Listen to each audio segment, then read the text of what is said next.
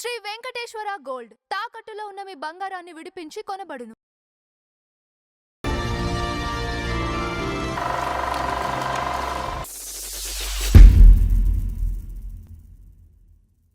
నమస్కారం నందం హరిచంద్ర గారు. నమస్కారం అంజబాబు గారు. సార్ ఈరోజు మన ఫ్లాష్ బ్యాక్ లో టాలీవుడ్ కి అమర గాయకులు ఎవరండి?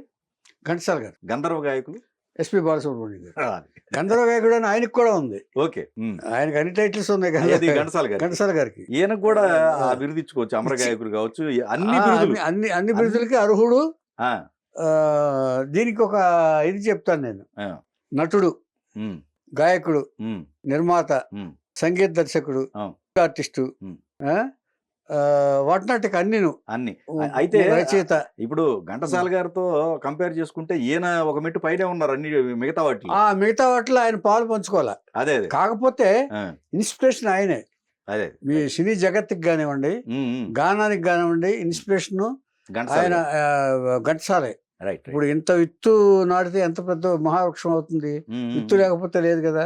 విత్తు లాంటి వాడు ఘంటసాల గారు. సో ఈ రోజు ఆ మహానుభావుడు గురించి మాట్లాడుకుందాం. తప్పకుండా మాట్లాడుకోవాల్సిన మనిషి ఆయన. 10 మందికి మంచిగా అనిపించుకుని వెళ్ళిపోయిన మహానుభావుడు. కరెక్ట్ ఏమండి. తర్వాత కలాం, దీని గురించి ఒకటి చెప్పగలండి కొన్ని. మనం కలాం గారు ఏమన్నారు, కళలుగాను దానికి కృషి చేయమన్నాడు ఆయన. అవును. తర్వాత ఇంకో మాట కూడా చెప్పాడు ఆయన. ఈ చేసేటప్పుడు మీరు అదృష్టాన్ని నమ్ముకుంటారు. ఆ టైం వచ్చినప్పుడు మనకే వస్తుంది అని అనుకుంటారు. అది చాలా తప్పు. అదృష్టాన్ని నమ్ముకుంటే చెట్టు ఎక్కడ వరకే ఆయన చెప్పింది. చెట్టు ఎక్కడ వరకే తెలుస్తుంది, కానీ కష్టాన్ని నమ్ముకున్న వాడికి దిగటం కూడా తెలుస్తుంది. ఎంత పై స్థాయికి వచ్చినా కష్టాల్లో కూడా నిలదొక్కుకోవడానికి తెలిసేది స్వయం కృషితో వచ్చిన వాడే.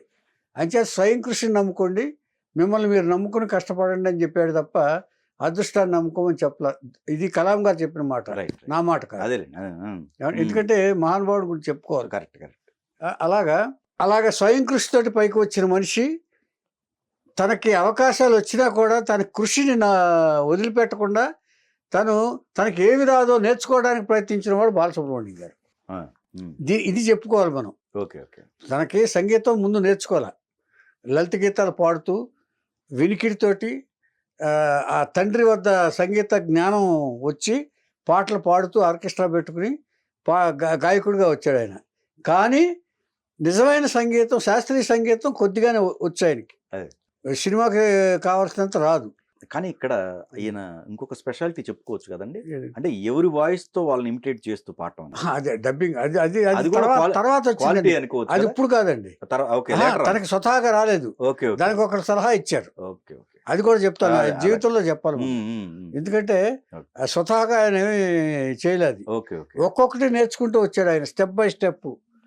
పెద్దవాళ్ళ దగ్గర అనుకువగా ఉంటూ వాళ్ళ దగ్గర నుంచి ఏం నేర్చుకోవాలో అదంతా తీసుకుని ఆయన గొప్పవాడయ్యాడు. ఒక్క ఇదిలో రాలేదండి ఆయన. ఆయనకు అందరూ హెల్ప్ చేశారు. అలాగే. సరే, ఇక ఈయన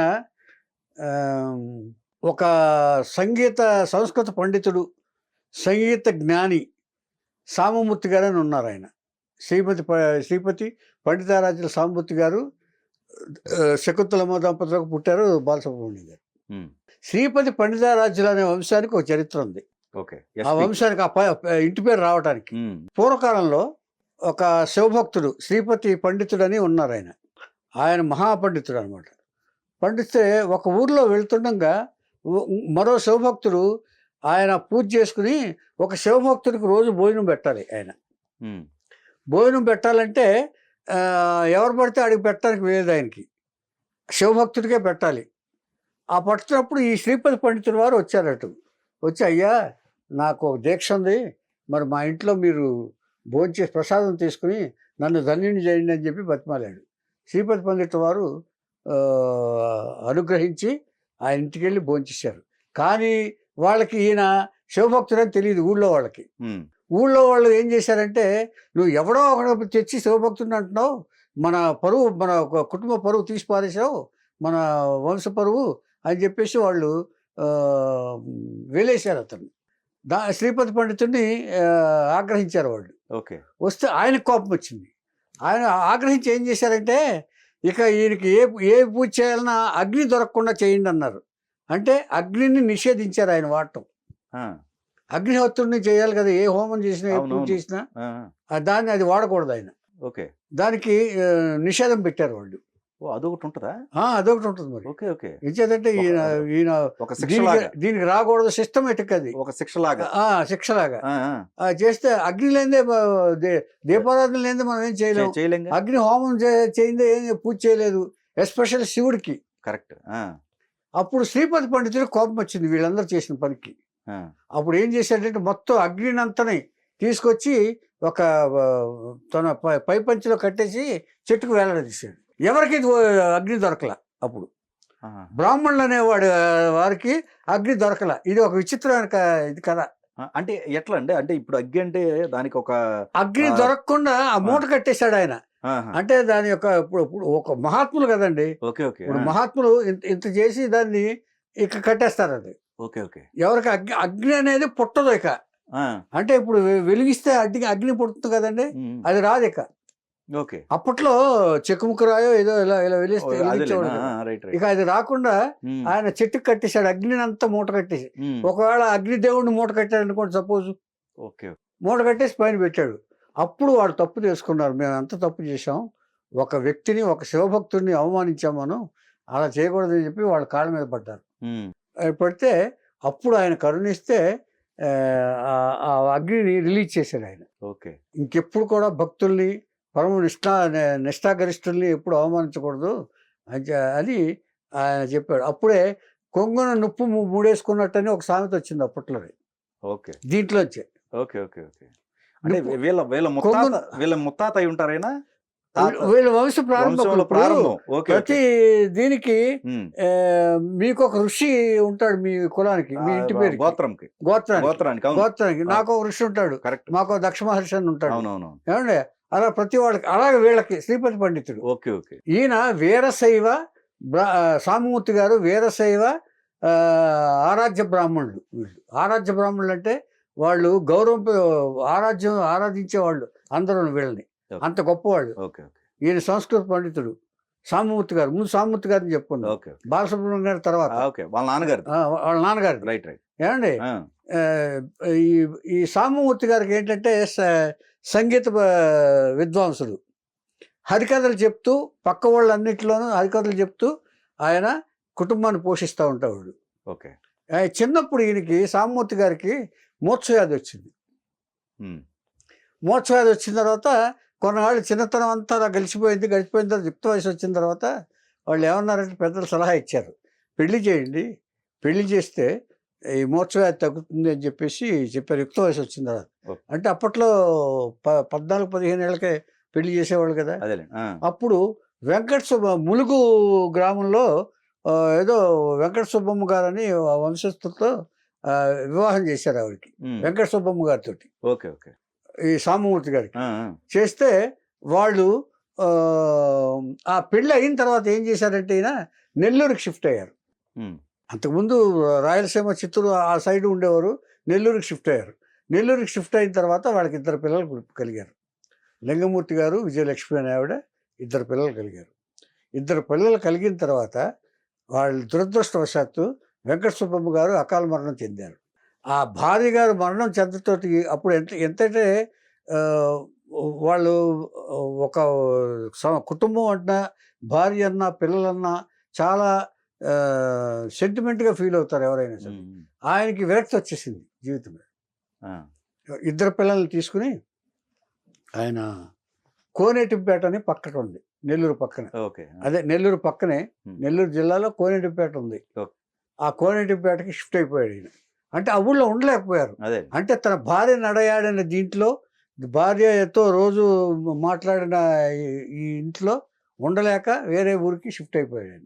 పిల్లల్ని జాగ్రత్త చూసుకుంటూ, చిన్నపిల్లలు జాగ్రత్త చూసుకుంటూ తన పని ఏదో చదువుకుంటూ ఆత్మకూరు రామారావు గారు అనే ఆయన ఆశ్రయం ఇచ్చాడు ఈయనకి.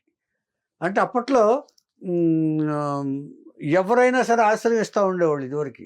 ఇప్పుడంటే మనకు లేదు, కానీ ఇదివరకు ఎవరన్నా బ్రాహ్మణుడు ఇది పడుతుంటే మా ఇంట్లో తలదాచుకోయా, మా వాకిట్లో తలదాచుకోయా అంటూ ఇస్తూ ఉండేవాడు. అట్లాగా ఆత్మకూరు రామారావు గారి ఇంట్లో ఈయన అక్కడ ఉంచుకుని ఆయన హరికథలు చెప్పుకుంటూ కాలక్షేపం చేస్తూ పిల్లల్ని చూసుకుంటూ ఇచ్చేస్తున్నారు. పిల్లలు చూసుకుంటుండగా ఇది ఆత్మకూరు రామారావు గారు గ్రహించారు. ఆయనకి 4 ఆడపిల్లలు. ఓకే. గ్రహించిన తర్వాత నాయనా సాంబమూర్తి, నీకు మా పెద్దమ్మాయిని ఇవ్వాలనుకుంటున్నాను. ఆ పెద్దమ్మాయి శకుంతలమ్మ గారు ఓకే. ఇవ్వాలనుకుంటున్నాను అన్నారు. సాంబమూర్తికి అయ్యయ్యో అది ఎలా చేస్తారండి, నేను ఆవిడ కంటే వయసులో పెద్దవాడిని కదా. వయసు కాదయ్యా కావాల్సింది బాధ్యత. బాధ్యత, నిబద్ధత, ఈ 2 నీలో చూశాను నేను. నువ్వు పిల్లల్ని ఎలా చూసుకుంటున్నావో చూశాను, నీ జ్ఞానం చూశాను, నువ్వు ఎలా కష్టపడతావో చూశాను. ఇవి చాలు, బాధ్యతగా చూసుకునే ఉంటే చాలు, వయసుతో నిమిత్తం లేదయ్యా. ఉన్నంతకాలం ఆవిడ సుఖంగా ఉంటే చాలు, నా కూతురు సుఖంగా ఉంటే చాలు, అదే నేను కోరుకునేది. అంచేత ఊరికే ఒక 100 సంవత్సరాలు ఊరికే నువ్వు ఇచ్చేసాల్సిన అవసరం లేదు, అంచేత నువ్వే నాకు కరెక్ట్ అని చెప్పేసి బతిమాలి ఆయన శకుంతలమ్మ గారిని ఇచ్చి పెళ్లి చేశారు. Second marriage. రైట్. సాంబమూర్తి గారికి సెకండ్ మ్యారేజ్లో. ఇప్పుడు బాలు గారు ఫస్ట్ సన్ను. ఓకే. 1946 జూన్ 4న బాలు గారికి 1945లోనే ఎప్పుడో పెళ్ళయింది. పెళ్ళైతే 46 జూన్లో ఈయనకి బాలు గారు జన్మించారు, ఫస్ట్ సన్. ఓకే. ఆ తర్వాత ఇంకొక సన్ను, 2 కుమారులు, 5 కుమార్తెలు. ఓకే. వీళ్ళకి 7 మొత్తం 7 ప్లస్ వాళ్ళకి 2 9 మంది. 8 మంది మొత్తం టోటల్ అంటే 4 అనుకోండి, 4 కుమార్తెలు. ఓకే. ఓకే.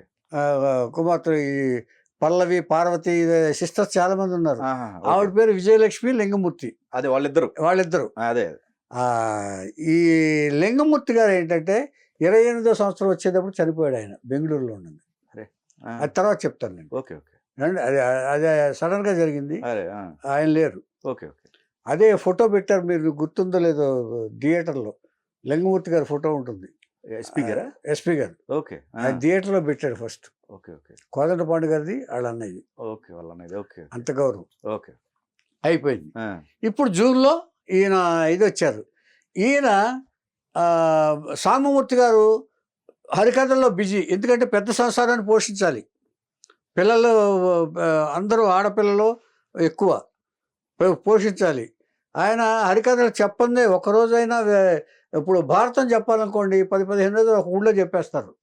ఒక ఊరు వాళ్ళు ఏం చేస్తారంటే సంభావనలు, ఆ ఊరు ఎండ్లో ఆ సంభావనలు ఇస్తూ, ఆ హరికథ అయిపోయిన తర్వాత పవమానాసు తుడిబొట్టు అన్న తర్వాత డబ్బులు ఇవ్వటాలు ఇవన్నీ జరిగాయి. బియ్యం బస్తాలు కూడా ఇస్తారు, బియ్యం ఇస్తారు ఎవరికి తోచి. ఇదివరకు నిత్యావసరాలు నాకు తెలుసు, అది నేను కూడా పాల్గొన్నాను. కొన్న హరికథ మాకు తెలిసిన వాళ్ళ దాంట్లో పాల్గొంటే ఇవన్నీ వస్తూ ఉండే, సంభారాలు ఇస్తూ ఉండేవారు, సంభావన. తర్వాత హారతి ఇచ్చినప్పుడు ఊళ్ళో వాళ్ళు ఏం చేస్తారంటే, హరిదాస్ గారికి